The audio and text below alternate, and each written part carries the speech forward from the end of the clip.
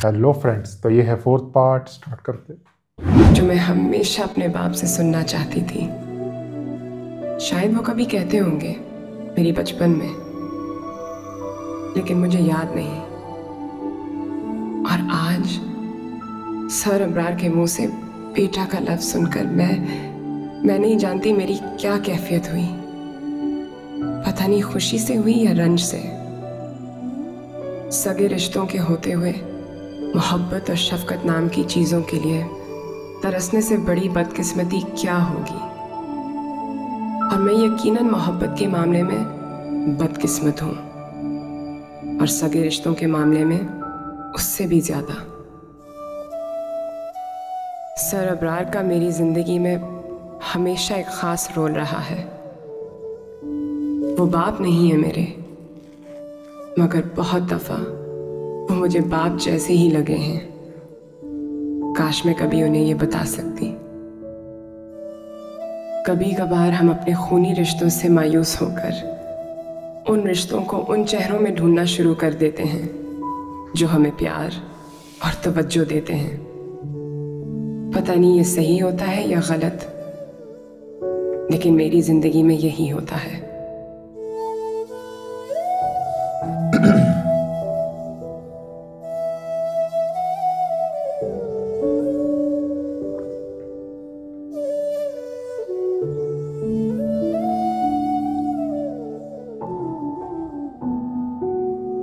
मैं उस आदमी के साथ अब नहीं रह सकती, स्पेशली इस हरकत के बाद।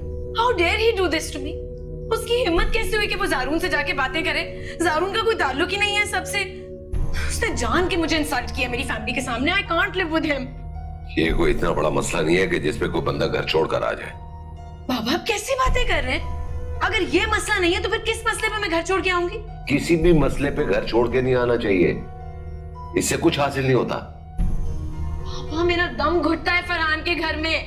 पता नहीं क्या कॉन्सेप्ट है उसके दिमाग में किसी 1950s की औरत का जिसमें पूरा नहीं उतरती। देखो फरहान को बुला कर ना इस मसले का हल तलाश करते। इस मसले का कोई हल नहीं है। I am not going to live with that man. मैं मम्मी का इंतजार करूंगी, वो आएंगी तो उनसे बात करूंगी, एंड देन मैं डिवोर्स के लिए फाइल कर दूंगी। बहुत हो गया। सुनो बेटा,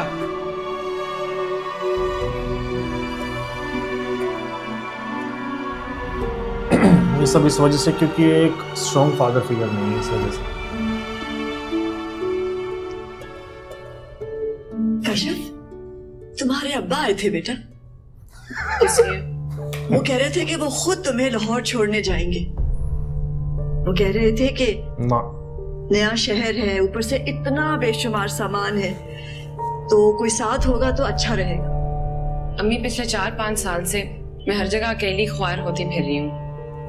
अब कौन सा बोझ है जिसके लिए मुझे उनके कंधों की जरूरत है? आप उन्हें बता दीजिएगा कि जैसे पहले हर जगह धक्के खाते खाते जाती थी, उसी तरह मैं लाहौर चली जाऊंगी। उन्होंने अगर कुछ करना है तो वो आपके लिए करें। हम अब उड़ना सीख गए, उनकी परों की कोई जरूरत नहीं है। अब मैं इतनी भी बदले आती हूँ बेटा कि मैं उनसे कह देती कि उनकी बेटी को अब उनकी कोई जरूरत नहीं। इसमें बदलिहाजी की क्या बात है? सच है ये। और प्लीज आइंदा इस तरह उनके ऑफर्स मुझे मत पहुंचाइएगा। मुझे दुख होता है, वो मेरे दिल और नजरों में और गिरते हैं। थोड़ी सी तो इज्जत रहने दें उनकी मेरे दिल में।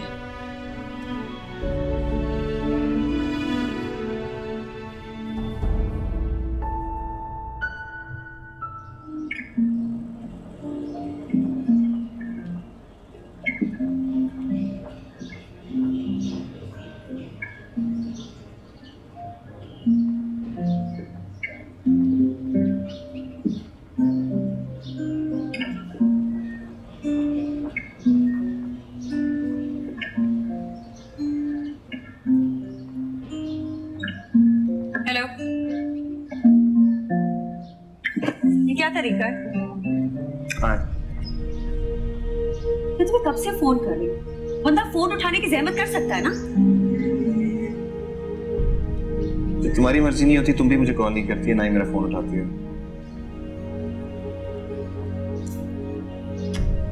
कम से कम मैं तुम्हारी तरह महीनों चुप का रोजा रख के तो नहीं बैठी रहती ना। सॉरी, बिजी था। बिजी थे, मुझे इग्नोर कर रहे थे। स्मारा, मुझे तुम्हें अवॉइड करने का क्या फायदा होगा? ये तो तुम ही जानते हो। नहीं, मैं नहीं जानता। ये बात तुमने की है, तुम बेहतर जानती होगी। और मैं तुम्हें अवॉइड नहीं कर रहा। मुझे सख्त बुरे लगते हैं वो आदमी जो औरतों की तरह नाराजों की बैठी रहते हैं। और मुझे सख्त बुरी लगती हैं वो औरतें जो अपने आप को मर्दों से ज्यादा बड़ा मर्द समझती हैं। तुम कहना क्या चाह रहे हो? मैं सिर्फ इतना कहना चाह रही थी कि तुम कब से आए। बंदा फोन कर सकता है, फोन उठा सकता है, कोई प्लान बना लेते कि बाहर चले जाते। तुम्हें मेरे साथ कोई प्लान बनाने की जरूरत नहीं है स्मारा। तुम्हारे पास बेहतर कंपनी है, तुम प्लान बनाओ उनके साथ। जी भी। मैं कराची आया था और मैंने तुम्हें सबसे पहले फोन किया था, और तुमने नहीं, तुम्हारी माँ ने फोन उठाया था और मुझे ये बताया था कि तुम अपने दोस्तों के साथ दुबई गई थी। इसमें नई बात क्या है? पहले भी तो मैं उनके साथ इस बाहर जा चुकी हूँ। हाँ, स्मारा, इसमें कोई नई बात नहीं, और ना ही मुझे कोई एतराज है तुम्हारे जाने से, बशर्ते कि तुम अपनी फैमिली के साथ जाओ। एतराज मुझे इस बात से है कि तुम अपनी गर्ल और बॉयफ्रेंड्स के साथ अकेली निकलती मुझे बताए बगैर। मैंने तुम्हें फोन किया था, तुम्हारा फोन बंद आ रहा था। Well, that's not a good enough excuse. तुम मुझे एसएमएस कर देती, मैं तुम्हें कॉल बैक कर लेता। माइंड यू स्मारा, मुझे अंधेरे में रखने के लिए अच्छा बहाना नहीं है। मैं तुम्हें अंधेरे में रखूं? मैंने ऐसा किया क्या है जिसकी वजह से मुझे तुम्हें अंधेरे में रखना पड़े? You know what, स्मारा, अगर तुम्हारे पास लॉजिकल बात ना हुआ करे ना करने को, तो बेहतर है कि तुम चुप रहा करो, ये ड्रामा ना किया करो। I don't even know why I came here. तुमने नाराज रहना है, रहो। उधर उसकी भी खराब, इसकी भी खराब है।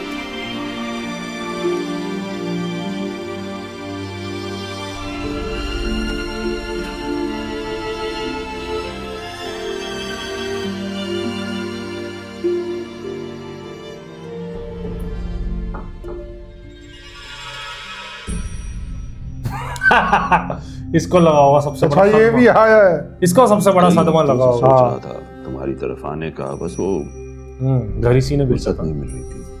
हाँ, अच्छा, तो चार फैक्ट्री कर दी। जी भाई साहब, चली गई ट्रेनिंग के लिए। माशाल्लाह, माशाल्लाह। क्या तुम्हारे अल्लाह ने दिन फेरे। बेशक, जब लोग छीन लेते हैं तो ऐसा ही होता है। और ये बेटियों की वजह से फिरे। हाँ, नहीं, तुमने तो बहुत मेहनत की है अपनी बेटियों पर और जिंदगियां बना दी उनकी ना। बेटियां तो हर खानदान में होती हैं और हर खानदान में बोझ ही होती हैं। अच्छा, बेटियां बोझ होती नहीं है, बना दी जाती है भाई साहब। और बोझ तो कोई भी हो सकता है, चाहे बेटी हो या बेटा। बात अगर बनती है तो सिर्फ और सिर्फ तालीम और तरबियत से और तवज्जो से। नहीं, वही मैं कह रहा हूँ कि तुमने तो जिंदगी बना दी अपनी बेटियों की। माँ बाप का काम यही होता है कि अपनी औलाद की जिंदगियां बना दें, और माँ बाप को अपने बच्चों की जिंदगियां बनानी चाहिए। लड़की या लड़के होने की वजह से किस्मत के बारे में पेशेनगोइयां नहीं करनी चाहिए, ना ही माँ बाप को, ना ही खानदान को, और ना ही माशरे को। सही है, वो नहीं फर्क करना चाहिए बेटी और बेटे में। आप देखो, हमाद है तो कौन सा नाम रोशन कर दिया उसने। मुर्तजा ही अभी तक करता जा रहा है, उसके ऊपर खर्च, उसकी पढ़ाई, उसके तमाम अखराजात वही कर रहा है। नहीं, ठीक हो जाएगा भाई साहब। हमाद लापरवाह है लेकिन बुरा नहीं है, कर लेगा कुछ ना कुछ। आप चाय लीजिए। इन लोगों को काम पड़ेगा कशफ से, देखियो। जैसे वो ऐद वफा में नहीं आया था, याद है? हाँ। चल, वो तो वैसे ही मिलने आया था, वो तो जानता भी नहीं था कि वही है मेरा पढ़ा हुआ, मतलब पढ़ा हुआ नहीं वैसे, जिसको फिरदौस बेग सजा देता था। हाँ। और ये सब था, और वही जो उसकी फोटोज खींच के, मतलब पेरेंट्स को फोन करता था। खुर्शीद उसका बेटा था। उन्हीं के पेरेंट्स को ही बुलाया था ना, इसी ने स्पेशली। अब तो सारे आएंगे भाई, सबने आना अब तो। तू भी होया। और मैं क्या जाऊं यार, मैं ही कल्ला रह गया। मैं तो चलो मुर्तजा बढ़िया आया था भाई, अब तक का बेस्ट एपिसोड भाई, मजा आ गया आज के। बेस्ट एपिसोड था ये अब तक का। और आज भी इतना सही जवाब दिया इसने अपने बाप को, कश्यप ने। नहीं वैसे नहीं दिए जैसे वो करारे जवाब देती थी, उस टाइप के नहीं दिए, बट फिर भी ठीक। नहीं फिर भी सही बोला उसको जो बोला। अरे देख, आओ बेटा आओ।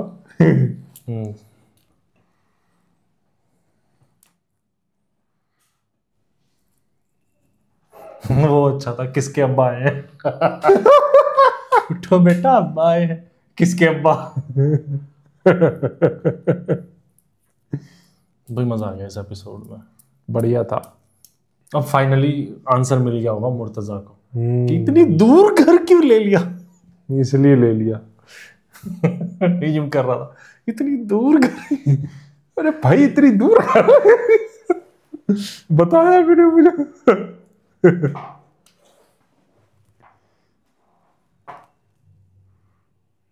मिठाई लाया हूं। चलो भाई मजा आ गया। बढ़िया था यार ये वाला एपिसोड। तो आपको भी वीडियो अगर रिएक्शन पसंद आ रहे हो तो नीचे थैंक्स बटन दिया हुआ, जाके ज़रूर हिट करना और लाइक शेयर सब्सक्राइब ज़रूर कर देना। आपके फेवरेट ड्रामा सीरीज़ जो जो आपने रिक्वेस्ट की थी हर चैनल्स पे चल रहे हैं, नीचे डिस्क्रिप्शन में बाकी चैनल्स के लिंक भी दिए हुए। क्योंकि मैंने पढ़ा था कई लोग कमेंट कर रहे थे कि आप प्यार के सदके स्टार्ट करो, तो मैं बता दूं हनी भाटिया के चैनल पर प्यार के सदके चल रहा है, डिस्क्रिप्शन में लिंक है। किसी भी वीडियो के डिस्क्रिप्शन में जाओ, आपको सारे लिंक मिल जाएंगे। सारे लिंक आपको मिल जाएंगे। तो जो लोग कह रहे कि प्यार के सदके स्टार्ट करो, तो वो हो चुका है स्टार्ट। आप प्यार के सदके के साथ साथ रांझा रांझा कर दी, शेर, कैसी तेरी खुदगर्जी, जिंदगी गुलजार है, मेरी जिंदगी है तू, मेरी जिंदगी है तू, वो तो साथ की साथ ही चल रहा है। तो डिस्क्रिप्शन ज़रूर चेक करा करो हर वीडियोस के, आपको सारे लिंक मिल जाएंगे। और रिएक्शन आपको कैसा लगा ज़रूर बताना। हम मिलते हैं नेक्स्ट वीडियो में। Bye bye.